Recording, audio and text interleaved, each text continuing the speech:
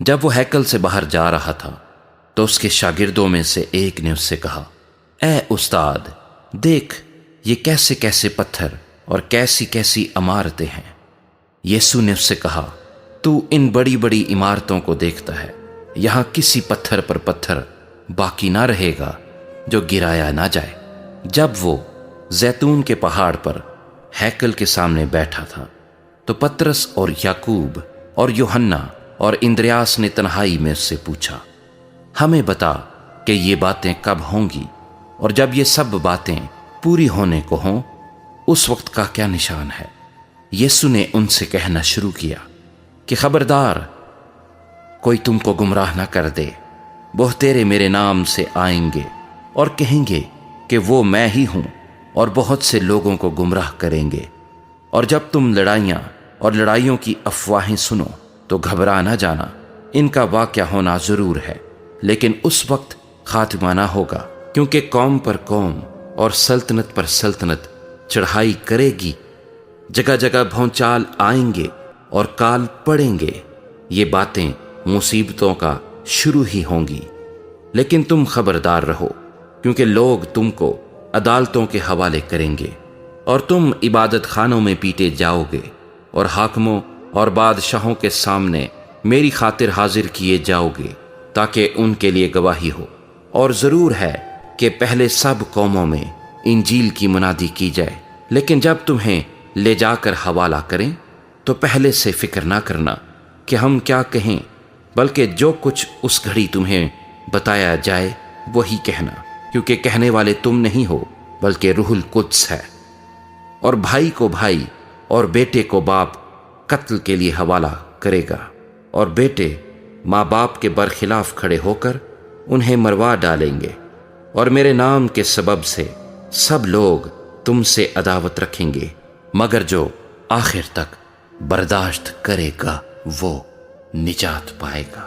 پس تم اس اجاڑنے والی مکروہ چیز کو اس جگہ کھڑی ہوئی دیکھو جہاں اس کا کھڑا ہونا روا نہیں، پڑھنے والا سمجھ لے۔ اس وقت جو یہودیہ میں ہوں وہ پہاڑوں پر بھاگ جائیں، جو کوٹھے پر ہو وہ اپنے گھر سے کچھ لینے کو نہ نیچے اترے نہ اندر جائے، اور جو کھیت میں ہو وہ اپنا کپڑا لینے کو پیچھے نہ لوٹے۔ مگر ان پر افسوس جو ان دنوں میں حاملہ ہوں اور جو دودھ پلاتی ہوں، اور دعا کرو کہ یہ جاڑوں میں نہ ہو، کیونکہ وہ دن ایسی مصیبت کے ہوں گے کہ خلقت کے شروع سے جسے خدا نے خلق کیا نہ اب تک ہوئی ہے نہ کبھی ہوگی۔ اور اگر خداوند ان دنوں کو نہ گھٹاتا تو کوئی بشر نہ بچتا، مگر ان برگزیدوں کی خاطر جن کو اس نے چنا ہے ان دنوں کو گھٹایا۔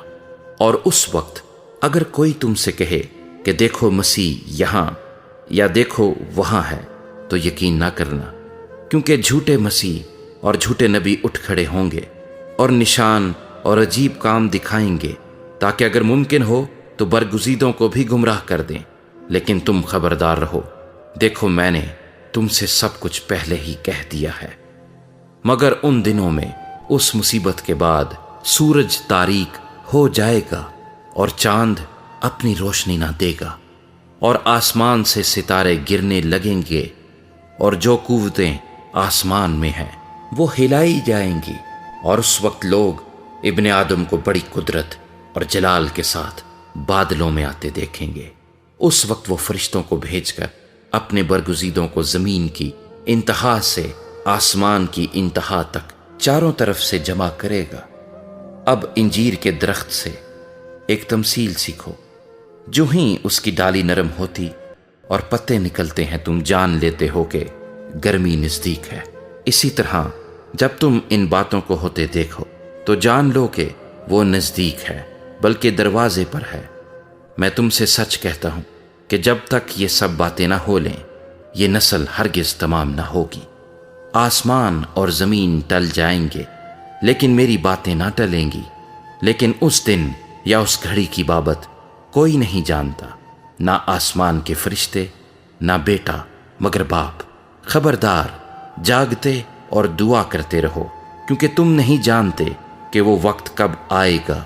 یہ اس آدمی کا سا حال ہے جو پردیس گیا، اور اس نے گھر سے رخصت ہوتے وقت اپنے نوکروں کو اختیار دیا، یعنی ہر ایک کو اس کا کام بتا دیا، اور دربان کو حکم دیا کہ جاگتا رہے، بس جاگتے رہو، کیونکہ تم نہیں جانتے کہ گھر کا مالک کب آئے گا، شام کو یا آدھی رات کو، یا مرغ کے بانگ دیتے وقت یا صبح کو، ایسا نہ ہو کہ اچانک آ کر وہ تم کو سوتے پائے۔ اور جو کچھ میں تم سے کہتا ہوں وہی سب سے کہتا ہوں کہ جاگتے رہو۔